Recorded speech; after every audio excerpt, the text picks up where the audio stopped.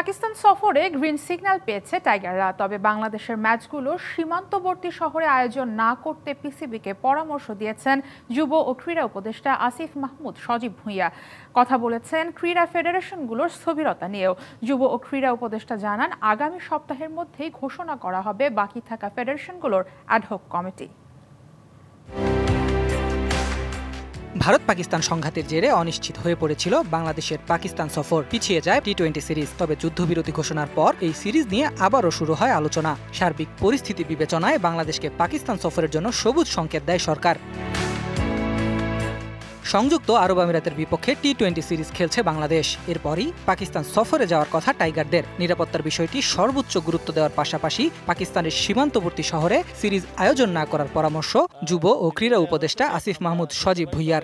আমরা বিসিবিকে একটা নির্দেশনা বা দিয়েছি যাতে সীমান্তবর্তী স্টেডিয়াম যাতে অ্যাভয়েড করা যায়। বিসিবি এখন পাকিস্তান ক্রিকেট বোর্ডের সাথে কথা বলছে যতটা নিরাপদ ভাবে এই সফর শেষ করা যায়। যোগাযোগ করা হয়েছে পাকিস্তান এম্বাসির সাথে এবং সেখান থেকে আমাদেরকে ইতিবাচক রিভিউ দেওয়া হয়েছে। নগদ পেমেন্টে 500 টাকা পর্যন্ত ক্যাশব্যাক আর লেনদেনে প্রতিদিন ডিপ ফ্রিজ এবং ঘন্টায় ঘন্টায় এসি টিভি সহ দারুণ সব গিফট। বাংলাদেশের পাকিস্তান সফরের পাশাপাশি ক্রীড়া উপদেষ্টা মুখ খুলেছেন অন্যান্য ক্রীড়া ক্ষেত্রে স্থবিরতা নিয়েও। যদিও ক্রীড়াঙ্গনে গতিশীলতা আনতে কিছু ফেডারেশনে অ্যাডহক কমিটি দেয়া হয়েছে।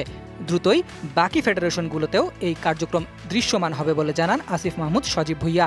প্রথমত ওনারা যে কমিটিগুলো জমা দিয়েছেন আপনারা জানেন, আমরা একটু বেসিক ভেটিং শেষেই দিয়ে দিই এবং আশা করা যাচ্ছে এই সপ্তাহের মধ্যে আমরা সবগুলো কমিটি প্রকাশ করে দিব।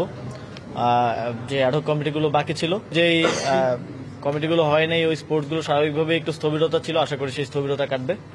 বাংলাদেশের তরুণদের ক্ষমতায়ন ও যুবকেন্দ্রিক নীতিমালা জোরদারে জাতীয় ক্রীড়া পরিষদে যুব ও ক্রীড়া মন্ত্রণালয়ের সাথে জাতিসংঘ জনসংখ্যা তহবিলের মধ্যে চুক্তি স্বাক্ষর অনুষ্ঠানে উপস্থিত ছিলেন যুব ও ক্রীড়া উপদেষ্টা Asif Mahmud Sajib Bhuiyan. Ahmed Nahid, DBC news desk.